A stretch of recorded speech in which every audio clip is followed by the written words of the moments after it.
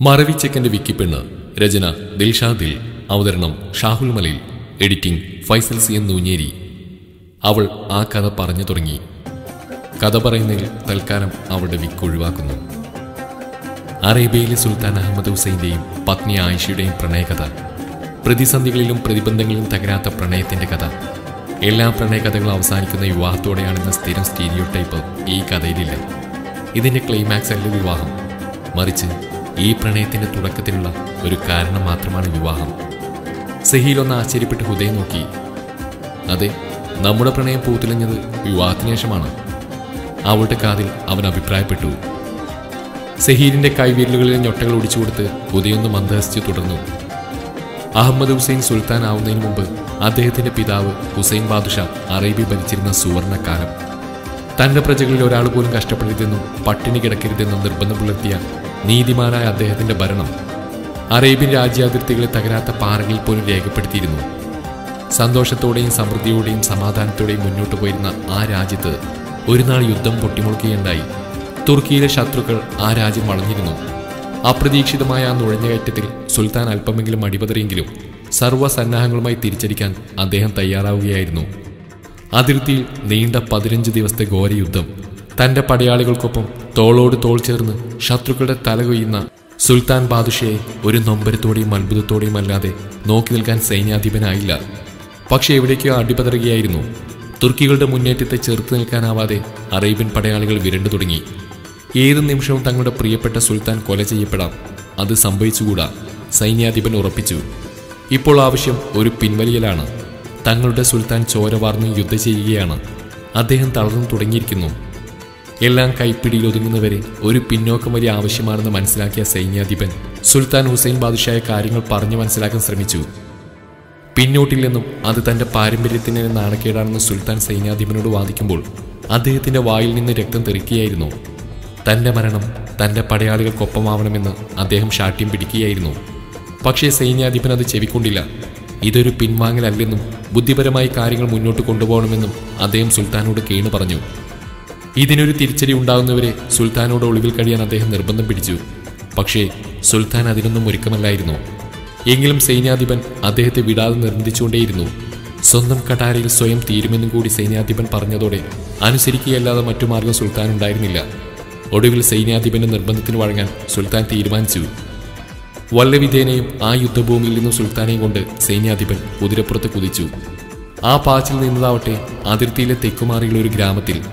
അവിടെ ഒരു കുടിലിന് മുന്നിൽ വന്ന് സൈന്യാധിപൻ കഥകിൽ ആഞ്ഞുമുട്ടി. അല്പനേരത്തിനൊടുവിൽ ഒരു മുത്തശ്ശിയാണ് കഥക് തുറന്നത്. തന്റെ കുടിലെത്തിയവർ ആരാണെന്ന് തിരിച്ചറിഞ്ഞ ആ മുത്തശ്ശി ആശ്ചര്യത്താൽ തരിച്ചു നിന്നു.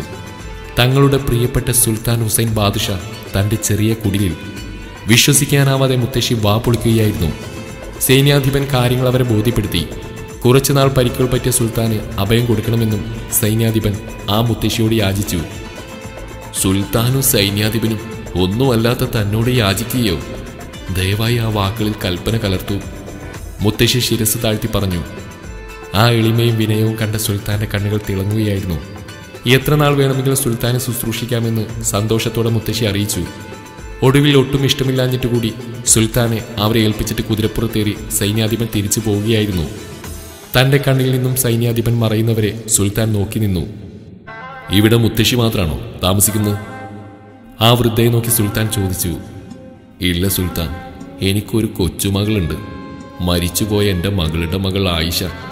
അക്ഷരജ്ഞാനത്തിലും ആയോധനകലയിലും അപാര പാണ്ഡിത്യമുള്ള എൻ്റെ ചെറുമകൾ ആയിഷ. ആ മുത്തശ്ശി തെല്ല അഭിമാനത്തോടെ പറഞ്ഞു. ആയിഷയെക്കുറിച്ചുള്ള വർണ്ണന മുത്തശ്ശി വാതോരാതെ സുൽത്താൻ അറിയിക്കുകയായിരുന്നു. എങ്കിൽ എനിക്ക് നിങ്ങളുടെ ചെറുമകളെ കാണാൻ സാധിക്കുമോ? സുൽത്താൻ തന്റെ ആഗ്രഹം പ്രകടിപ്പിച്ചു കഴിഞ്ഞില്ല. എവിടുന്നോ നീളമുള്ള ഒരു കഠാര വായുവിൽ ചീറി വരികയായിരുന്നു. സുൽത്താന്റെ മൂക്കിൽ തൊട്ടില്ലെന്ന പോലെ ആ കഠാര പാഞ്ഞു ചെന്നു. ഉഗ്രവിഷമുള്ള മൂർഖൻ സുൽത്താന്റെ കഴുത്തിൽ ലക്ഷ്യം വിട്ട് ഉന്നം വെച്ചത് അദ്ദേഹമോ മുത്തശ്ശിയോ കണ്ടിരുന്നില്ല. ആ കഠാര മൂർഖന്റെ ഫണത്തിൽ തുളഞ്ഞു കയറി ഭിത്തിയിൽ തറഞ്ഞിരുന്നു. കണ്ണുകൾ ചിമ്മുന്ന വേഗതയിലായിരുന്നു അത് സംഭവിച്ചത്. ഒരു ഞെട്ടിലൂടെ സുൽത്താൻ ആ മൂർഖനിലും മൂർച്ചയേറി കഠാരയിൽ തറച്ചിരുന്നു. ആരാണ് ആ വ്യക്തിയെന്നറിയാൻ അദ്ദേഹത്തിന്റെ ശിരസ്സും മിഴികളും ഒരുപോലെ പിന്നോട്ട് ചലിച്ചു. ഇതാണ് എൻ്റെ ചെറുമകൾ ആയിഷ. ഒന്ന് പുഞ്ചിരിച്ച് മുത്തശ്ശി പറഞ്ഞു. ആ രൂപത്തെ കണ്ട് സുൽത്താൻ പോലും അറിയാതെ മന്ത്രിച്ചു. ആയിഷ? ആകാശനീല കൃഷ്ണമണിയുള്ളവൾ, കൂട്ടിമുട്ടിച്ചെഴുതിയ പുരികങ്ങൾ, അല്പമായി നീണ്ട കോലൻ മൂക്ക്, മാതളത്തിന്റെ ചുവന്ന അധരങ്ങൾ, ഇടതൂർന്ന കറുകറുത്ത കാർക്കൂന്തൽ, കവിളിൽ പൊട്ടുപോലെ നുണക്കുഴി, പാലുപോലത്തെ പുഞ്ചിരി, കോതമ്പിന്റെ നിറം, മെയ്വഴക്കമുള്ള അധികം വണ്ണമില്ലാത്ത ശരീരം. അതെ, ആയിഷ. അറേബ്യയിൽ ഇത്രയും സുന്ദരിയായ മറ്റൊരു യുവതിയിൽ നിന്ന് അദ്ദേഹം തീർച്ചപ്പെടുത്തി. വേദനയിലും സുൽത്താൻ ആ സൗന്ദര്യത്തിലൊന്ന് അമ്പരക്കുകയായിരുന്നു. സുൽത്താന്റെ മുന്നിൽ അവൾ ശിരസ് താഴ്ത്തി വണങ്ങി നിന്നു. നീ എന്റെ ജീവൻ രക്ഷിച്ചു. പറയൂ, നിനക്ക് എന്തു വേണം? എന്തും തരാൻ ഞാൻ തയ്യാറാണ്. അദ്ദേഹം ആയിഷയോട് ചോദിച്ചു. എനിക്കൊന്നും വേണ്ട സുൽത്താൻ. അങ്ങയുടെ സംരക്ഷണം ഇപ്പോൾ എന്റെ ചുമതലയാണ്. ഇവിടെയുള്ള കാലത്തോളം അങ്ങയെ പരിചരിക്കാനും ശുശ്രൂഷിക്കാനും സംരക്ഷിക്കാനുമുള്ള ചുമതല ദയവായി അങ്ങ് എനിക്ക് തന്നാലും, വിനയത്തോടെ ആയിഷ ആവശ്യപ്പെട്ടു. സന്തോഷത്തോടെ സുൽത്താൻ അവൾക്ക് അതിനൊക്കെയും അനുവാദം കൊടുക്കുകയായിരുന്നു. നാളുകൾ ഓരോന്നായി കൊഴിഞ്ഞുപോയി. സ്വയം പിതാവിനെ എന്ന പോലെയായിരുന്നു ആയിഷ അദ്ദേഹത്തെ പരിചരിച്ചത്. അദ്ദേഹത്തിന് ആവശ്യമുള്ള വിഭവങ്ങൾ സ്വന്തം കൈകൊണ്ട് തന്നെ പാചകം ചെയ്തവൾ കൊടുത്തു. അവളുടെ ബുദ്ധിസാമർഥ്യവും മെയ്വഴക്കവും അക്ഷരജ്ഞാനവും മനസ്സിലാക്കിയ സുൽത്താൻ ആ കൈപുണ്യവും തിരിച്ചറിഞ്ഞ നിമിഷമായിരുന്നത്. സുൽത്താന്റെ മുറിവുകൾ ഉറങ്ങാൻ തുടങ്ങി. അദ്ദേഹം വീണ്ടും ആരോഗ്യവാനായി. അങ്ങനെയിരിക്കെയാണ് പാതിരാവിൽ ഇരുളിന്റെ മറവിൽ അത് സംഭവിച്ചത്. ചാരന്മാർ വഴി സുൽത്താന്റെ അഭയക്കുള്ളിൽ മനസ്സിലാക്കിയ ശത്രുക്കൾ 5-6 പേർ അവിടെയെത്തി. ലക്ഷ്യം ഒന്നു മാത്രം, ബാദ്ഷായുടെ മരണം ഉറപ്പാക്കുക. പക്ഷേ അവർക്ക് പിഴച്ചുപോയി. തന്റെ കുടിലിന് ചുറ്റുമുള്ള നുഴഞ്ഞുകയറ്റം ബുദ്ധിമതിയായ ആയിഷ അറിയാതിരിക്കുമോ? അതെ, അവളത് തിരിച്ചറിയുകയായിരുന്നു. താൻ പ്രതീക്ഷിച്ച സമയം അടുത്തെത്തിയിരിക്കുന്നു. കരുതി വെച്ച വാൾ ഉറയിൽ നിന്ന് ഊരിയെടുത്ത് അവൾ ഇറങ്ങി, ഒരു സംഘട്ടനത്തിനായി. പിന്നീട് ആ ഇരുളിൽ അരങ്ങേറിയത് ആയിഷയുടെ മിന്നൽ പ്രകടനമായിരുന്നു. പാതി ഉറക്കത്തിൽ നിന്ന് എഴുന്നേറ്റ സുൽത്താൻ ഞെട്ടലോടെ ആ കാഴ്ച കണ്ടു. ശത്രുക്കളെ പറന്നടിച്ച് തലകൊയ്യുന്ന ആയിഷയുടെ ഗർജനം, അവളുടെ പിഴക്കാത്ത ചൂടുകൾ. സുൽത്താൻ അമ്പരപ്പായി മാറി. ഒടുവിൽ ഒരു പെണ്ണിന്റെ പ്രകടനത്തിൽ പിടിച്ചു നിൽക്കാൻ കഴിയാതെ ശത്രുക്കൾ ഇരുളിലെങ്ങോ ചിതറി ഓടുകയായിരുന്നു. എല്ലാം കണ്ടിരുന്ന സുൽത്താൻ ആ രാത്രി എന്തൊക്കെയോ തീരുമാനിച്ചെന്ന മട്ടിലൊന്ന് തലയാട്ടി. പിന്നെയും നാളുകൾ അടർന്നുപോയി. ഒരു ദിവസം സൈന്യാധിപൻ ആ കുടിലിൽ തിരിച്ചെത്തിയപ്പോൾ കണ്ടത് ആരോഗ്യവാനായിരിക്കുന്ന സുൽത്താൻ ഹുസൈൻ ബാദ്ഷായെ ആയിരുന്നു. സന്തോഷത്താൽ ആ സൈന്യാധിപൻ മുത്തശ്ശിയുടെയും ആയിഷയുടെയും മുന്നിൽ ശിരസ് താഴ്ത്തി. തങ്ങൾക്ക് തിരിച്ചടിക്കാൻ സമയമായി എന്നും ഈ അവസരം മുതലെടുക്കണമെന്നും സൈന്യാധിപൻ സുൽത്താൻ അറിയിച്ചു. അതുപ്രകാരം സൈന്യാധിപനോടൊപ്പം തിരിച്ചു പോകാൻ സുൽത്താൻ തീരുമാനിച്ചു. പോകുന്ന സമയം അദ്ദേഹം ആയിഷയും മുത്തശ്ശിയും തിരിഞ്ഞു നോക്കി. അല്ലയോ ആയിഷ, എനിക്കൊരു മകനുണ്ട്, അഹമ്മദ് ഹുസൈൻ. ഈ യുദ്ധം ജയിച്ചാൽ ഞാൻ ജീവനോടെ ഉണ്ടെങ്കിൽ എന്റെ പുത്രനെ കൊണ്ട് നിന്നെ വിവാഹം കഴിപ്പിക്കാൻ എനിക്ക് അതിയായ ആഗ്രഹമുണ്ട്. പറയൂ, എന്റെ പുത്രന്റെ ഭാര്യയായി, എന്റെ മരുമകളായി ഇനിയുള്ള കാലം ജീവിക്കാൻ നിനക്ക് സമ്മതമാണോ? ബഹുമാനത്തോടെ സുൽത്താൻ ആയിഷയോട് ചോദിച്ചു. മുമ്പ് പലതവണ അഹമ്മദ് ഹുസൈനെ കുറിച്ച് സുൽത്താൻ പറഞ്ഞ ആയിഷയ്ക്കറിയാം. കണ്ടിട്ടില്ലെങ്കിലും ആ രൂപം അവരുടെ മനസ്സിലുണ്ടായിരുന്നു. സുന്ദരമായ കവിളുകൾ നാണത്താൽ ചുവന്നു തുടുത്തു. ഇടം കണ്ടുകൊണ്ട് നോക്കിയൊരു പുഞ്ചിരി, അതുമാത്രമായിരുന്നു ആയിഷയുടെ മറുപടി. അതറിഞ്ഞ സുൽത്താൻ സന്തോഷത്തോടെ യുദ്ധക്കളത്തിലേക്ക് പുറപ്പെടുകയായിരുന്നു. എന്നിട്ട് എന്തുണ്ടായി? ഹുദയുടെ കണ്ണുകളിൽ ആകാംക്ഷയോടെ സഹിൽ നോക്കി. അപ്പോഴും ശമിക്കാതെ പെയ്യുന്ന മഴ. ഹുദ മഴയൊന്ന് ആസ്വദിച്ചു. പറയൂ ഹുദ, എന്നിട്ട് എന്ത് സംഭവിച്ചു? ഒരിക്കൽ കൂടി അവൻ ചോദിച്ചു. ഒന്ന് നെടുവീർപ്പിട്ട് ഹുദ വീണ്ടും ആരംഭിച്ചു. ആ യുദ്ധത്തിൽ ഹുസൈൻ ബാദ്ഷായുടെ സൈന്യം ജയിച്ചു. അറേബ്യ ജയിച്ചു. സുൽത്താൻ വാക്ക് പറഞ്ഞ പോലെ തന്റെ പുത്രൻ അഹമ്മദ് ഹുസൈനും ആയിഷയുമായുള്ള വിവാഹം നടത്തുകയായിരുന്നു. രാജ്യമൊട്ടാകെ ആഘോഷത്താൽ അലതല്ലി. ദിവസങ്ങളോളം നീണ്ടു നിൽക്കുന്ന ആഘോഷ പരിപാടികളെങ്ങും നിറഞ്ഞാടി. ആകാശഭൂമി അവരുടെ മേൽ അനുഗ്രഹം ചൊരിഞ്ഞു. രാജ്യമാകെ തങ്ങളുടെ രാജകുമാരി അംഗീകരിക്കുമ്പോൾ മുഹമ്മദ് ഹുസൈന് മാത്രം തന്റെ പത്നിയെ ഉൾക്കൊള്ളാനായില്ല. ബാപ്പ കൊടുത്ത വാക്ക് കളങ്കപ്പെടുത്താതിരിക്കാൻ ആയിഷയെ വിവാഹം ചെയ്യാൻ അവൻ സമ്മതിക്കുകയായിരുന്നു. എന്നാൽ ആയിഷ അങ്ങനെയായിരുന്നില്ല. അവൾക്കെല്ലാം തന്റെ പ്രിയപ്പെട്ട ഭർത്താവായിരുന്നു. അതിയായി അവൾ തന്റെ ഭർത്താവിനെ സ്നേഹിച്ചു. പക്ഷെ ആ സ്നേഹമൊക്കെ കണ്ടില്ലെന്ന് നടിക്കുകയായിരുന്നു അഹമ്മദ്. കുടിലിൽ നിന്നും കൊട്ടാരത്തിലെത്ത ആയിഷയെ അഹമ്മദ് ഓരോ കാര്യങ്ങളിൽ നിന്ന് ഒഴിവാക്കുകയായിരുന്നു. അവളൊരു രാജരക്തമല്ല, എവിടെയും രാജ പാരമ്പര്യമില്ലാത്തവൾ, ഏതോ ഗ്രാമത്തിലെ ചേരിയിൽ വളർന്നവൾ. എത്രയൊക്കെ സൗന്ദര്യവും ജ്ഞാനവും ഉണ്ടെന്ന് പറഞ്ഞാലും ആയിഷയെ അംഗീകരിക്കാതിരിക്കാൻ അഹമ്മദിന് ഈ കാരണങ്ങൾ തന്നെ ധാരാളം. ഭർത്താവിന്റെ ഒഴിഞ്ഞുമാറ്റം അവളെ ദുഃഖിതയാക്കിയെങ്കിലും പിടിച്ചു നിന്നു. എന്നെങ്കിലും അഹമ്മദ് സ്നേഹത്തോടെ തന്നോട് 2 വാക്ക് സംസാരിക്കുമെന്നും ആ നെഞ്ചിൽ തലചായ്ക്കാൻ തനിക്കൊരു ഇടം നൽകുമെന്നും അവൾ ആശിച്ചു. അതിനുവേണ്ടി കാത്തിരുന്നു. നീണ്ട 5 വർഷക്കാലം ഒരു മാറ്റവുമില്ലാതെ പോയി. ഇക്കാലം അത്രയും സർവ്വതും സൃഷ്ടിച്ച ദൈവത്തോട് മനമുരുകി പ്രാർത്ഥിക്കുകയായിരുന്നു ആയിഷ, തരിമ്പും ചാഞ്ചാടാതെ അഹമ്മദും. അങ്ങനെയിരിക്കെ സുൽത്താൻ ഹുസൈൻ ബാദ്ഷാ നാട് നീങ്ങി. രാജ്യം ദുഃഖത്തിലാണ്ടു. അവസാനമായി തന്റെ പുത്രനെ അടുത്ത് വിളിച്ച് ഒരിക്കലും ആയിഷയെ കൈവിടരുതെന്ന് അദ്ദേഹം മകനെ ഉപദേശിച്ചു. ബാപ്പയുടെ അവസാന വാക്ക് അഹമ്മദിന് തട്ടിക്കളയാനായില്ല. അടുത്ത സുൽത്താനായി അഹമ്മദ് ഭരണമേറ്റു. ബാപ്പയുടെ പേരിനും പ്രസ്തീകം കോട്ടം തട്ടാതെ തന്നെ ഭരണം മുന്നോട്ട് കൊണ്ടുപോവേ വീണ്ടും അപ്രതീക്ഷിതമായി തുർക്കികളുടെ ആക്രമണം. അഹമ്മദ് തയ്യാറെടുത്തു ഒരു പോരാട്ടത്തിനായി. ആയിഷയുടെ നെഞ്ചു പിടഞ്ഞു. യുദ്ധഭൂമിയിൽ താനും വരാമെന്ന ആയിഷയുടെ ആവശ്യം ഒരു പുച്ഛത്തിൽ അഹമ്മദ് തള്ളിക്കളയുകയായിരുന്നു. അവൾ നിരാശയായി. തന്റെ പ്രിയപ്പെട്ട ഭർത്താവ് തനിക്ക് നഷ്ടപ്പെടുമെന്ന് പോലും അവൾ ഭയന്നു. അവൾക്ക് ഇരിപ്പുറക്കുന്നില്ല. ഒടുവിൽ ആരും അറിയാതെ ആയിഷയും യുദ്ധഭൂമിയിൽ പുറപ്പെടാൻ നിർബന്ധിതയാവുകയായിരുന്നു. ഘോരയുദ്ധം അരങ്ങേറുന്ന അതിർത്തിയിൽ ആയിഷ കാഴ്ചവെച്ചതാവട്ടെ മിന്നൽ പ്രകടനവും. പണ്ട് ബാപ്പയായിരുന്നു ഞെട്ടിയതെങ്കിൽ ഇന്ന് മകൻ. കണ്ണുകൾ ചിമ്മുന്ന വേഗതയിൽ അവൾ ശത്രുക്കളുടെ തലകൊയ്യെന്ന് കണ്ട് വാ പൊളിക്കാനല്ലാതെ മറ്റൊന്നിനും അഹമ്മദിന് ചെയ്യാനുണ്ടായിരുന്നില്ല. ഒരുതരം തരിപ്പോടെ അവളുടെ ചൂടുകൾ അഹമ്മദ് സസൂക്ഷ്മം വീക്ഷിച്ചു. ഏറെ നേരത്തെ പ്രകടനത്തിനൊടുവിൽ ആയിഷ തന്റെ ഭർത്താവിന്റെ തോൾ ചേർന്ന് നിന്നു. ഇരുവരും ഒരേ സമയം ശത്രുക്കളോട് പടവെട്ടി ചെറുത്തു നിന്നു. ബാപ്പ ഹുസൈൻ ബാദുഷാ ആയിഷയെ കൈയൊഴിയതെന്ന് പറഞ്ഞതിന്റെ സത്യവും പൊരുളും അപ്പോഴാണ് അഹമ്മദിന്റെ കണ്ണുകൾ തുറപ്പിച്ചത്. യുദ്ധം വിജയത്തിലേക്ക് കുതിക്കെ അപ്രതീക്ഷിതമായിട്ടായിരുന്നു അത് സംഭവിച്ചത്. ശത്രു സൈന്യത്തിൽ നിന്നും പാഞ്ഞു വന്ന വിഷം പുരട്ടിയ അസ്ത്രം അഹമ്മദിന്റെ നെഞ്ച് പിളർത്തുകയായിരുന്നു. വേദന താങ്ങാനാവാതെ അദ്ദേഹം ആയിഷയുടെ മടിയിൽ വീണു. അപ്പോഴേക്കും മിച്ചം വന്ന ശത്രുക്കൾ വിരണ്ടോടിയിരുന്നു. അന്ന് ആദ്യമായി അഹമ്മദ് തന്റെ പത്നിയുടെ കവിളിൽ ചോരപുരണ്ട കൈകൊണ്ട് തഴുകി ആർദ്രമായി വിളിച്ചു, ആയിഷ. നെഞ്ചു കരങ്ങി തേങ്ങിക്കരയുന്ന അവളുടെ കണ്ണീര് അദ്ദേഹം തുടച്ചു നീക്കി. മെല്ലെ അഹമ്മദിന്റെ കണ്ണുകൾ കൂമ്പി അടയുകയായിരുന്നു. രാജകൊട്ടാരത്തിൽ രാജ്യത്തെ ഏറ്റവും മികച്ച വൈദ്യന്മാരെത്തി അഹമ്മദിനെ പരിശോധിച്ചു. മരിച്ചു പോവാൻ സാധ്യതയുണ്ട്. വിഷം ശരീരത്തെ കീഴ്പ്പെടുത്തിക്കൊണ്ടിരിക്കുന്നു. പക്ഷേ ആശക്കുള്ള വകയുണ്ട്. പഥ്യം തെറ്റാതെ മുറ പോലെ ചികിത്സിച്ചാൽ ഫലം കാണും. ഒരു കണിക പോലും പതരരുത്. അഹമ്മദിനു വേണ്ടി എന്ത് ത്യാഗവും ചെയ്യാൻ തയ്യാറായിരുന്നു പത്നി ആയിഷ. സ്വന്തം ജീവൻ വരെ കൊടുക്കാൻ തയ്യാർ. തന്റെ സുൽത്താൻ ഒന്ന് കണ്ണു തുറന്നാൽ മതി, തന്നോടൊന്നും മിണ്ടിയാൽ മതി. അങ്ങനെ ചികിത്സ തുടങ്ങി. നീണ്ട 8 നാളത്തെ പഥ്യം. കണ്ണുകൾ പാളാതെ മനസ്സ് ചാഞ്ചാടാതെ തന്റെ സുൽത്താന്റെ തിരിച്ചുവരവിനായി ആയിഷ അദ്ദേഹത്തെ പരിപാലിച്ചു. 9ാം നാൾ ആ അത്ഭുതം സംഭവിക്കുകയായിരുന്നു. അഹമ്മദ് മിഴികൾ തുറന്നു, സംസാരിച്ചു. തേങ്ങിലോടിയിരിക്കുന്ന ആയിഷയുടെ കണ്ണീര് അദ്ദേഹം തുടച്ചു നീക്കി. അന്ന് ആദ്യമായി അഹമ്മദ് അത് തിരിച്ചറിയുകയായിരുന്നു. തന്റെ പത്നിയുടെ സ്നേഹത്തെ, കരുതലിനെ എല്ലാം അദ്ദേഹം മനസ്സിലാക്കി. ആ നിമിഷം ആയിഷയോടുള്ള അടങ്ങാത്ത സ്നേഹം അഹമ്മദിൽ നുരഞ്ഞു പൊന്തുകയായിരുന്നു. ആയിഷ, തന്റെ ആയിഷ. അദ്ദേഹം തന്റെ സഖിയെ പുണർന്നു. വർഷങ്ങളെ അവൾ കാത്തിരുന്ന നിമിഷം. നിറമിഴികളോടെ ആയിഷ ദൈവത്തോട് നന്ദി പറഞ്ഞു. പിന്നീട് അറേബ്യ സാക്ഷ്യം വഹിച്ചത് സുൽത്താന്റെയും പത്നിയുടെയും പ്രണയ സല്ലാപമായിരുന്നു. അറേബ്യയിലെ ഓരോ പ്രണയ ജോഡികളും അസൂയയോടെ നോക്കും വിധം അവർ പ്രണയത്തിന്റെ മലർവനികൾ തീർത്തു. കൊടിയ ചൂടിലും പ്രണയത്തിന്റെ തണൽ ഇരുവർക്കും കുളിരേക്കി. ആ ദാമ്പത്യവലയിൽ 3 കുസുമങ്ങൾ വിരിഞ്ഞു. ജമീല, ഹബീബ്, ഹൈറു. സന്തോഷത്തിന്റെ നാളുകൾ. പക്ഷെ ആ സന്തോഷത്തിന് അല്പായുസ് മാത്രമായിരുന്നു വിധി. 10 വർഷത്തെ പ്രണയത്തിന് ശേഷം ആയിഷ അജ്ഞാത രോഗത്തിന് അടിമപ്പെടുകയായിരുന്നു. രാജ്യത്തെ ഏറ്റവും കഴിവുള്ള വൈദ്യർ വന്ന് പരിശോധിച്ചു, മരുന്നുകൾ കൊടുത്തു. പക്ഷേ ഫലമില്ലായിരുന്നു. തന്റെ പ്രാണന്റെ കിടപ്പ് കണ്ട് സുൽത്താന്റെ ചങ്ക് കരങ്ങി, കരള് പൊടിഞ്ഞു. ആയിഷയുടെ അടുത്തുനിന്ന് മാറാതെ, രാജ്യകാര്യങ്ങൾ പോലും ശ്രദ്ധിക്കാതെ അദ്ദേഹം രാപ്പകൽ അവളെ പരിചരിച്ചു. പ്രിയനെ, ഈയുള്ളവളെന്നും പ്രിയനോട് നന്ദിയുള്ളവളായിരിക്കും. ആ നെഞ്ചിലെ സ്നേഹം നുകർന്നു തന്നതിൽ ഏതു പെണ്ണും കൊതിക്കും വിധം ദാമ്പത്യ ജീവിതം തന്നതിൽ, ഉന്നത പദവികൾ നൽകിയതിൽ എന്നും ഞാൻ അങ്ങയോട് കടപ്പെട്ടിരിക്കും. എനിക്ക് പോവാൻ സമയമായി. നമ്മുടെ കുട്ടികൾ, അവരെ സ്നേഹിച്ചെനിക്ക് കൊതി തീർന്നിട്ടില്ല. അവരുടെ മുഖത്ത് നോക്കി അങ്ങ് ശാഠ്യം പിടിക്കരുത്. അവരെ തള്ളരുത്.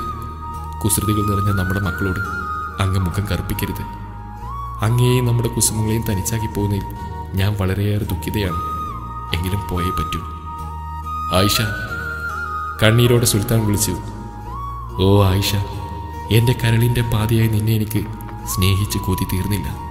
മരണത്തിൽ നിന്ന് തൻ്റെ പത്നിയെ രക്ഷിച്ചെടുക്കാൻ സാധിക്കാത്ത ഹതഭാഗ്യനായ ഭർത്താവാണോ ഞാൻ?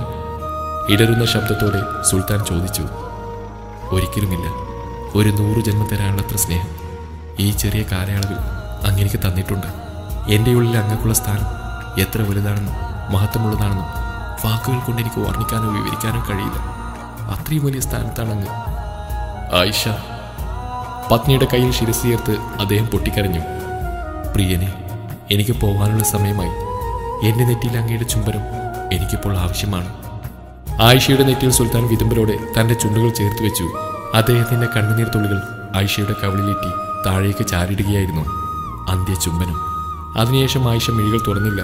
തൻ്റെ പ്രിയനോട് സംസാരിച്ചില്ല. തൻ്റെ ജീവന്റെ ജീവനായ ഭർത്താവിനെയും മക്കളെയും തനിച്ചാക്കി മറ്റേതോ ലോകത്തേക്ക് അവൾ യാത്രയായി. കഥ അത്രയും പറഞ്ഞ് ഹുദ നിർത്തുമ്പോൾ സഹീലിന്റെ മിഴികൾ ഈറനണിയുകയായിരുന്നു.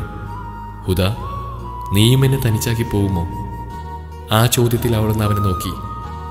ഹുദ, എൻ്റെ ഹുദ, നീ എന്നെ തനിച്ചാക്കിയാൽ ഞാൻ തകർന്നു പോകും. നീ കൂടെയില്ലാത്ത നിമിഷം എനിക്ക് ചിന്തിക്കാൻ പോലും കഴിയില്ല. അങ്ങനെ ചിന്തിച്ചാൽ ഞാൻ ഭയന്ന് മരിക്കും. എന്നെ തനിച്ചാക്കുമോ ഹുദ നീ? അവൻ്റെ കണ്ണമിടറി, ചുണ്ടുകൾ വിറച്ചു. ഇല്ല, എൻ്റെ സഹീലിനെ തനിച്ചാക്കാൻ എനിക്ക് കഴിയില്ല. ഇനിയും എനിക്ക് സ്നേഹിക്കണം. കൊതി തീരും വരെ സ്നേഹിക്കണം. തൻ്റെ പ്രിയനെ അവൾ ഇറുകി പുണരുമ്പോഴും ശമിക്കാതെ പെയ്യുകയായിരുന്നു രാത്രി മഴ. മെല്ലിയ മുറിയിൽ ഇരുൾ വീഴുകയായിരുന്നു. ദിവസങ്ങൾ കൊഴിഞ്ഞുപോയി. ഷോപ്പിൽ നിന്നും വീട്ടിൽ തിരിച്ചെത്തിയ സഹീലിനെ കാത്ത് ആ സന്തോഷ വാർത്തയുണ്ടായിരുന്നു. മുറിയിലെത്തി അവൻ ഹുദയോട് എന്തോ പറയാൻ തുടങ്ങവേ ഒരൽപ്പം മധുരം അവൾ അവൻ്റെ വായിൽ വെച്ചു കൊടുത്തു. ഇതെന്തു പറ്റി, മധുരമൊക്കെ? സംശയത്തോടെ അവൻ ചോദിച്ചു. ഹുദയുടെ ഉണ്ടക്കവിളിൽ ചുവന്നു തൊടുത്തു. നാണത്താൽ അവളൊന്ന് പുഞ്ചിരിച്ചു. സഹീലിന്റെ ചോദ്യത്തിന് അവൾ മറുപടി കൊടുത്തത് അവന്റെ കൈ തന്റെ ഉദരത്തിൽ വെച്ചുകൊണ്ടായിരുന്നു. സത്യം? വിടർന്ന കണ്ണുകളോട് അവൻ ചോദിച്ചിൽ അവളൊന്ന് തലയാട്ടുക മാത്രം ചെയ്തു. ഞാൻ പാപ്പിയാവാൻ പോന്നു ഹുദ മോളെ. ഞാൻ നിനക്കെന്താ തരിക? ആവേശത്തോടെ അവൻ അവളെ പുണർന്നു. ആ നെറ്റിയിൽ ചുംബിച്ചു. കുസൃതി എന്ന പോലെ അവളുടെ ഉദരത്തിൽ ചെവി വെച്ചു. എന്റെ പൊന്നു മോളെ, നീ പെട്ടെന്നിങ്ങി വാ, ബാപ്പി കാത്തിരിക്കുവാ. അപ്പൊ പെണ്ണാണെന്ന് ഉറപ്പിച്ചോ? ചുണ്ടിൽ വിരൽ വെച്ച് ഊറിച്ചിരിച്ച് ഹുദ ചോദിച്ചു. അതെ, പെണ്ണ് തന്നെ, നീ നോക്കിക്കോ. അവളെ ഞാൻ തലയിൽ ചുമന്ന് വളർത്തും, ലാളിച്ചും കൊഞ്ചിച്ചും വഷളാക്കും. ആവേശത്തോടെ സന്തോഷത്തോടെ സഹീൽ പറഞ്ഞു. ഒരു പുഞ്ചിരി മാത്രമായിരുന്നു ഹുദയുടെ മറുപടി. ഹുദ, സന്തോഷം എന്നെ കീഴ്പ്പെടുത്തിയിരിക്കുന്നു. എനിക്ക് എന്തൊക്കെയോ ചെയ്യണമെന്ന് ആഗ്രഹം. പറഞ്ഞു തീർന്നില്ല. തന്റെ സഖിയെ പൊക്കിയെടുത്ത് അവൻ വട്ടം ചുറ്റി. അല്പനേരം കഴിഞ്ഞ് ഹുദയെ മടിയിലിരുത്തി. ഹുദ, പിറക്കാൻ പോകുന്ന ആണാണെങ്കിലും പെണ്ണാണെങ്കിലും നമുക്കൊരു പ്രശ്നമില്ല. ഈ മുറി നിറയെ കുസുമങ്ങള് നീ എനിക്ക് തരില്ലേ പ്രിയേ? അയ്യടാ, ആ പൂതി മനസ്സിൽ വെച്ചാൽ മതി. സഹീലിന്റെ മൂക്കിൽ നിന്നുള്ളി അവൾ കൊഞ്ചിച്ചു. അവരൊന്നും പൊട്ടിച്ചിരിച്ചു. ശേഷം പ്രണയപരവേശനായി അവൾ നോക്കി. ഓ ഹുദ, ഞാൻ നിന്നെ ആർദ്രമായി പ്രണയിക്കുന്നു പ്രിയനെ. ഞാനും നിന്നെ വല്ലാതെ പ്രണയിക്കുന്നു. അവന്റെ മിഴികളിൽ നോക്കി പ്രണയാർദ്രമായി ഉദയം ഒഴുകിയായിരുന്നു.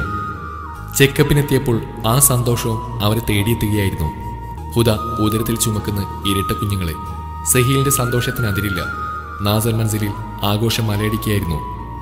തന്റെ പാരമ്പര്യം നിലനിർത്താൻ ഇതാ ഒരു ഉണ്ണി പിറക്കാൻ പോകുന്നു. ഒന്നല്ല, 2 പേർ. എല്ലാം തന്റെ മരുമകളുടെ ഐശ്വര്യം. ഹുദയെ ഒന്നൊഴിഞ്ഞ് റസിയ കൈവിരലുകൾ ശിരസിലമർത്തി ഞൊട്ടകളൊടിച്ചു. തന്റെ പേരക്കുട്ടികളുടെ വരവിനായി ദിവസങ്ങൾ എണ്ണി കാത്തിരുന്നു. ഹുദയ്ക്കിപ്പോൾ മാസം 4. അന്ന് ഹുദ തന്റെ സഹീലിനോട് ആ ആഗ്രഹം പ്രകടിപ്പിക്കുകയായിരുന്നു. ശാസ്താ കോളേജിലെ വരാന്തയിലും മറ്റും സഹീലിന്റെ കൈ പിടിച്ച് അവൾക്ക് നടക്കണം. ക്യാമ്പസിലെ മരത്തണയിൽ സഹീലിനൊപ്പം ഇരിക്കണം. പണ്ടെങ്ങോ താൻ ഉള്ളിലൊളിപ്പിച്ച ആഗ്രഹം. ഒരു നെടുവീർപ്പോടെ അവനത് സമ്മതിക്കുകയായിരുന്നു. കോളേജിലെ വരാന്തയിലൂടെ അവന്റെ കൈ പിടിച്ച് ഉണ്ണിവയറും താങ്ങിയവൾ നടന്നു. അന്ന് പ്രേമലേഖനം എറിഞ്ഞ് അവൾ ഓടിമറഞ്ഞ ആ മരത്തിന്റെ കീഴിലെത്തി ഇരുവരും പരസ്പരം നോക്കി മന്ദഹസിക്കുകയായിരുന്നു. ഗൃഹാതുരത്വവും അനുരാഗവും ഇരുവരിലും ഒരുപോലെ കൂടിക്കലർന്നു നുരഞ്ഞു. സഹീലിനെ അവൾ പിന്തുടർന്ന വഴികളിലൂടെയുമൊക്കെ തോളോട് തോൾ ചേർന്ന് അവർ ചലിക്കുകയായിരുന്നു. ദിവസങ്ങൾ പിന്നെയും മടന്നു കൊഴിഞ്ഞു. അന്ന് ഹുദക്ക് പൂതി കയറിയതാവട്ടെ നട്ടപ്പാതിരാക്കും. കൂർക്കം വലിച്ചുറങ്ങുന്ന സഹീലിനെ അവൾ വിളിച്ചുണർത്തി. എന്തു പറ്റി നിനക്ക്? നോവ് വന്നോ? ഉറക്കച്ചടവോടെ കോട്ടുമായിട്ട് അവൻ ചോദിച്ചു. അയ്യടാ, അതൊന്നുമല്ല, എനിക്ക് കഴിക്കണം. അവൾ ആഗ്രഹം പ്രകടിപ്പിച്ചു. ഞെട്ടിലൂടെ അവൻ ചാടിയണീറ്റു. നീ എന്താ പെണ്ണ് പറഞ്ഞു വരുന്നത്? മസാല ദോശ വല്ലതുമാണോ നിന്റെ ആഗ്രഹം? അതെന്താ അങ്ങനെ ചോദിച്ച്? സംശയത്തോടെ അവൾ നെറ്റി ചുളിച്ചു. അല്ല, സാധാരണ ഈ സിനിമകളിലും കഥകളിലൊക്കെ സ്ഥിരം ക്ലീശേ പരിപാടിയാണ് ഇത്. ഗർഭിണിയായ ഭാര്യ കെട്ടിയവനെ നട്ടപ്പാതിരക്ക് ഉണർത്തുക, എന്നിട്ട് മസാല ദോശ ആവശ്യപ്പെടുക. ഗതികേട് കൊണ്ട് കെട്ടിയവൻ അവളെയും കൂട്ടി തട്ടിയുടെ അന്വേഷിച്ച് പോവുക, കെട്ടിയവൾക്ക് മസാല ദോശ വാങ്ങിക്കൊടുക്കുക. ശുഭം. സഹീലിന്റെ വർത്തമാനത്തിൽ അവൾ പൊട്ടിച്ചിരിച്ചു പോയി. പറവണ്ണെ, ഇവിടെ നിന്റെ ആവശ്യം മസാല ദോശ തന്നെയാണോ? ഒരു അമാന്തത്തോടെയായിരുന്നു അവന്റെ ചോദ്യം. അയ്യേ, എനിക്ക് മസാല ദോശയൊന്നും വേണ്ട. ഹുദ ചുണ്ടുകൾ കൂട്ടി. ഹാവോ. കണ്ണടച്ച് അവനൊരു ശ്വാസം വിട്ടു. എനിക്ക് വേണ്ടതേ നല്ല ചൂട് മട്ടൻ മന്തിയാ. വീണ്ടും ഞെട്ടിലൂടെ കിടക്കയിൽ നിന്ന് അവൻ ചാടിയണീറ്റു. മട്ടൻ മന്തിയോ? അതും ഈ പാതിരാക്കോ? ആ, അവൾ തലയാട്ടി. ഇതിലും ഭേദം നീ മസാല ദോശ പറയുന്നായിരുന്നു. ഈ നേരത്തെ ഞാൻ എവിടെ പോകും കൊച്ചെ മട്ടൻ മന്തിക്ക്? സഹീലിന്റെ കണ്ണുകൾ പരമാവധി തള്ളി. അതൊന്നും പറഞ്ഞാൽ പറ്റില്ല. എനിക്ക് ഇപ്പൊ കിട്ടണം മട്ടൻ മന്തി. ഇതേ നമ്മുടെ കുഞ്ഞുങ്ങൾക്കും വേണ്ടിയാ. സഹീലിനെ നോക്കി സൂത്രക്കാരി ആ പെരുവയർ തഴുകി കാണിച്ചു. അതെ, ഇത് ഗർഭിണിയായ എല്ലാ ഭാര്യമാരുടെ അടവാ, വയറ് കാണിച്ച് കാര്യം നേടൽ. അവനിൽ അരിശം വന്ന് തുടങ്ങിയായിരുന്നു. എന്റെ തങ്കക്കൂടല്ലേ, എനിക്ക് പൂതി വന്നിട്ടല്ലേ പൊന്നെ. കെട്ടിയവനെ നോക്കി അവൾ കൊഞ്ചി. ഹോ, ഏത് നേരത്താണാവോ അവൻ പിറുപിറുത്തു. എന്നോട് പരാക്രമം ചെയ്യുമ്പോഴേ ഇതൊക്കെ ആലോചിക്കണമായിരുന്നു. ഒന്ന് ഓടിച്ചിരിച്ച് അവൾ കൗണ്ടർ അടിച്ചു. ഇതുപോലെ ഒരു ഐറ്റത്തെ കിട്ടിയ ഏതാണാ വിടുക? അവൻ വീണ്ടും ഒന്ന് പിറുപിറുത്തു. ആ ശരി ശരി, വാ, ഇനി ഇതും പറഞ്ഞ് മുഖം വീർപ്പിക്കണ്ട, പുറത്തേക്ക് ഇറങ്ങി ഒന്ന് അലഞ്ഞു നോക്കാം. അവളെയും കൂട്ടി അവൻ കാറിൽ കയറി എങ്ങോട്ടുമില്ലാതെ വെച്ചു പിടിപ്പിച്ചു. ഓരോ ഹോട്ടലും കാലിയായിരുന്നു. സമയം 1:30 കഴിഞ്ഞിരുന്നു. അരിശത്തോടെ സഹീൽ എല്ലാ ഹോട്ടലും കയറിയിറങ്ങി. കാറിൽ കയറി അടുത്ത ഹോട്ടലുകൾ ലക്ഷ്യമാക്കി. വീട്ടിൽ നിന്ന് ഒരുപാട് ദൂരെ അവർ താണ്ടിയിരുന്നു. എന്റെ പൊന്നു മക്കളെ, നിങ്ങൾ പെട്ടെന്ന് ഇങ്ങോട്ട് വാ. ബാപ്പിയെ ഉമ്മി കഷ്ടപ്പെടുത്തുന്ന കണ്ടില്ലേ? നിങ്ങളിങ്ങ് എത്തിയിട്ട് വേണം ഉമ്മയോട് നമുക്ക് പകരം ചോദിക്കാം. ഹുദയുടെ ഉദരത്തിൽ നോക്കി അവൻ പറഞ്ഞതിൽ ഊറിച്ചിരിക്കുകയായിരുന്നു അവൾ. ഒടുവിലൊരു ഹോട്ടൽ കണ്ടുപിടിച്ചു. ഹാഫ് മന്തി ഉണ്ടെന്ന് ഹോട്ടലോട് അറിയിച്ചുകൊണ്ട് സഹീൽ ഉദയ അകത്തേക്ക് ഇരുത്തി. ഇതെന്താ ഇവിടെ? മറ്റ് കസ്റ്റമേഴ്സിനൊന്നും കാണുന്നില്ലല്ലോ. ചുറ്റുമൊന്ന് വീക്ഷിച്ച് അവൾ ചോദിച്ചു. പിന്നെ ഈ നട്ടപ്പാതിരക്ക് ആളുകൾക്ക് 4 ഉറക്കം കഴിഞ്ഞിട്ടുണ്ടാവും. നിന്നെ പോലെ അരക്കെടുക്കല്ല എല്ലാവർക്കും. ടേബിളിൽ വെച്ച വെള്ളച്ചക്ക് വായിൽ കമ്മിറ്റി അവൻ പറഞ്ഞു. അല്പനേരം കഴിഞ്ഞ് നല്ല ചൂട് മട്ടൻ മന്തി ഇരുവർക്കും മുന്നിലെത്തി. ആർത്തിയോട് അവളത് കഴിക്കാൻ തുടങ്ങി. ഒന്ന് മന്ദഹസിച്ച് ഉദയിൽ തന്നെ അവൻ നോക്കിയിരുന്നു. പാവം. എന്തു പറ്റി? എന്താ ഇങ്ങനെ നോക്കുന്നേ? മട്ടൻ്റെ എല്ല് കടിച്ചു പൊട്ടിക്കുന്നതിനിടയിൽ അവൾ ചോദിച്ചു. അവനൊന്ന് നെടുവീർപ്പെട്ടു. ഞാൻ നിക്കാഹ് കഴിച്ച ആ ഹുദ തന്നെയാണ് നീ. ആ പഴയ ഹുദയിൽ നിന്ന് നീ മാറി തുടങ്ങിയിരിക്കുന്നു. നീ വലിയൊരു പെണ്ണായി. ഇപ്പോഴാണ് നീ ഒരു സ്ത്രീയായത്. സഹീലിന്റെ വർത്തമാനത്തിൽ അവൾക്കറിയാതെ ചിരിപൊട്ടി. ആ ചിരിയിൽ അവനും പങ്കേറുന്നു. പരസ്പരം വാരിക്കൊടുത്തും പ്രണയിച്ചും ആ ഹോട്ടലിലിരുന്ന് അവർ നേരം കൊന്നു. ഹുദയുടെ പൂതി അടങ്ങിയപ്പോൾ അവർ ഇറങ്ങി കാറിലെത്തിയതും പെട്ടെന്നായിരുന്നു സഹീലിന്റെ കയ്യിൽ അവൾ പിടുത്തമിട്ടത്. സഹീൽ, എനിക്ക് വേദനിക്കുന്നു. വേദന താങ്ങാനാവാതെ അവൾ കണ്ണുകൾ ഇറുക്കിയടച്ചു. അയ്യോ ഹുദ, മോളെ പേടിക്കാതെ, ഞാനുണ്ട് കൂടെ. എന്ത് ചെയ്യണമെന്നറിയാതെ സഹീൽ വെപ്രാളപ്പെട്ടു. ആ കൊച്ചിനെയും കൊണ്ട് ആശുപത്രി പോടും. ഇവിടുന്ന് നേരെ പോയാൽ മതി, കഷ്ടി 3 കിലോമീറ്റർ. ഹോട്ടലുടമ സഹീലിനോട് വിളിച്ചു പറഞ്ഞതും ഒന്ന് തലയാട്ടി അവൻ ഹുദയെ കാറിലെത്തി കുതിച്ചു. നേരെ വയറുള്ള പെണ്ണിനെയും കൊണ്ടാ ഓരോരുത്തന്മാർ പാതിരാക്ക് സർക്കിട്ട് നടത്തുന്നു. എന്തൊരു കാലാണിതപ്പാ. ആരോടുന്നില്ലാതെ ഹോട്ടലുടമ പിറുപിറുക്കിയായിരുന്നു. ഞാൻ അപ്പോഴേ പറഞ്ഞ ഇതൊന്നും വേണ്ടെന്ന്, സമ്മതിച്ചില്ലല്ലോ നീ. ആക്സിലേറ്റർ നന്നായി അമർത്തി ഹുദയോട് അവൻ പിടങ്ങി. സഹീലിന്റെ തോളിൽ പിടിച്ചമർത്തിയും ഷർട്ട് വലിച്ചും അവൾ നിലവിളിച്ചു. എത്തി മോളെ, നീ വിഷമിക്കാതെ, നമ്മളിതാ എത്തി. പടച്ചോനെ, എന്തൊരു പരീക്ഷണമായത്. അവൻ കുതിച്ചു പാഞ്ഞു. ഒടുവിൽ ഹോസ്പിറ്റലിലെത്തി. അറ്റൻഡർമാർ കുതിച്ചെത്തി ഹുദയും കൊണ്ട് ലേബർ റൂമിലേക്ക് പാഞ്ഞു. സഹീലിന് നിൽപ്പുറക്കുന്നില്ല. ഭൂമി പിളരുന്ന പോലെയുള്ള അവസ്ഥ. തന്റെ സഖിയുടെ കരച്ചിൽ അവന്റെ ചങ്ക് കലക്കി. ദൈവത്തെ കേണു വിളിച്ചു. ഹുദ, ഒന്നും സംഭവിക്കാതെ അവളെ എനിക്ക് തിരിച്ചു തരണേ നാഥ. ഇരു കൈകളും മേലോട്ടുയർത്തി സർവശക്തനോട് കണ്ണീരോട് അവൻ യാചിക്കുകയായിരുന്നു. നേരം കടന്നുപോയി. വിവരമറിഞ്ഞ നാസറും കുടുംബവും ആശുപത്രിയിൽ പാഞ്ഞെത്തി. എത്തിയപാടെ സഹീലിന്റെ മുഖത്തേക്ക് ഒരു കിഴിവെച്ച് കൊടുക്കുകയായിരുന്നു ബാപ്പ നാസർ. ഞെട്ടലോട് അവൻ കവിൾ തടവി. എന്റെ സഹീലെ, നിനക്ക് ഇത്രയും വിവരല്ലേ? നിറവയറുള്ള പെണ്ണിനെയും കൊണ്ട് പാതിരാക്ക് സർക്കിട്ട് നടത്തുകയാണ് നീ. പരിസരം നോക്കാതെ നാസർ ഗർജിച്ചു. എന്താടാ ഇങ്ങനെ? ഇത്രയും ഉത്തരവാദിത്തമില്ലാത്തവനാണോ നീ? അവൾക്ക് എന്തെങ്കിലും സംഭവിച്ച ആരാ സമാധാനം പറയാ? റസിയയും അവനോട് ദേഷ്യപ്പെട്ടു. അതെ അതെ, അലയിൽ ഇക്കാക്കാക്ക് ഇത്തിരി കളിത്തമാശ കൂടുതലാ. സഹീറ ഇരുവരെയും പിന്താങ്ങി. എന്റെ പൊന്നുമ്മി ബാപ്പി, ഞാൻ അവളെയും കൊണ്ടല്ല, അവൾ എന്നെയും കൊണ്ടാ പോയത്. കിടന്നുറങ്ങുന്ന എന്നെ കുത്തിയണിപ്പിച്ച് മട്ടമന്തി വേണമെന്ന് വാശി പിടിച്ച പിന്നെ ഞാനെന്താ ചെയ്യാ? സഹീൽ തന്റെ നിരപരാധിത്വം പറഞ്ഞു നോക്കി. ഹുദ നിന്നെയും കൊണ്ട് പോന്നെന്ന് ഞങ്ങൾ വിശ്വസിക്കണല്ലേ?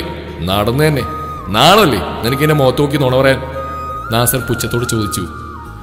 എന്റെ പടച്ചോനെ, ഞാൻ എന്ത് പറഞ്ഞ ഇവരെ വിശ്വസിപ്പിക്കുക? ആകെ പെട്ടുപോയി എന്ന അവസ്ഥയിൽ സഹീൽ തലയിൽ കൈവക്കുകയായിരുന്നു. നേരം അതിവേഗത്തിൽ കുതിച്ചു. ഹുദയുടെ വീട്ടുകാരും ആശുപത്രിയിലെത്തി. എല്ലാവരുടെയും മുഖത്ത് കനത്ത ടെൻഷൻ എഴുതിച്ചു. റസിയ പ്രാർത്ഥനയിൽ തന്നെ മുഴുകി. സഹീലിന് ഇരിപ്പുറക്കുന്നില്ല. ലേബർ റൂമിന് മുന്നിൽ അവൻ ഉലാത്തിക്കൊണ്ടേയിരുന്നു. ഒടുവിൽ ലേബർ റൂമിന്റെ കതക് ഒരു പാളി തുറന്ന് ആമ തല പുറത്തിടും പോലെ നേഴ്സ് പുറത്തേക്ക് നോക്കി. അതെ, ഹുദ പ്രസവിച്ചു, ഒരാൺകുഞ്ഞും പെൺകുഞ്ഞും. അൽഹംദുലില്ലാഹ്. നാസറിന്റെ മിഴികൾ സന്തോഷത്താൽ നിറഞ്ഞു. ഹുദ, അവൾക്ക് എങ്ങനെയുണ്ട്? സഹീലിന്റെ ചോദ്യത്തിൽ ആദിയും വെപ്രാളവും കലർന്നിരുന്നു. പേടിക്കാനൊന്നുമില്ല, അമ്മയും കുഞ്ഞുങ്ങളും സുഖമായിട്ടിരിക്കുന്നു. അത്രയും പറഞ്ഞ് നേഴ്സ് തലകത്തേക്ക് വലിച്ചു. ശേഷം കുഞ്ഞുങ്ങളെ പുറത്തേക്ക് കൊണ്ടുവന്നു. തന്റെ കുസുമങ്ങൾ കണ്ണീര് നിറഞ്ഞതിനാൽ ആ സുന്ദരമുഖങ്ങൾ അവ്യക്തതയോടെയാണ് അവൻ കണ്ടത്. രണ്ടാളും നല്ല മയക്കത്തിൽ. നേഴ്സിൽ നിന്ന് കുഞ്ഞുങ്ങളെ അവൻ ഏറ്റുവാങ്ങി. തന്റെയും ഹുദയുടെയും പഞ്ചാര കുടുക്കകൾ. നാസർ രണ്ടുപേരുടെയും ചെവിൽ ബാങ്ക് വിളിച്ചു കൊടുത്തു. തന്റെ പേരക്കുട്ടികളെ റസിയ നെഞ്ചിലേറ്റി താലോലിച്ചു.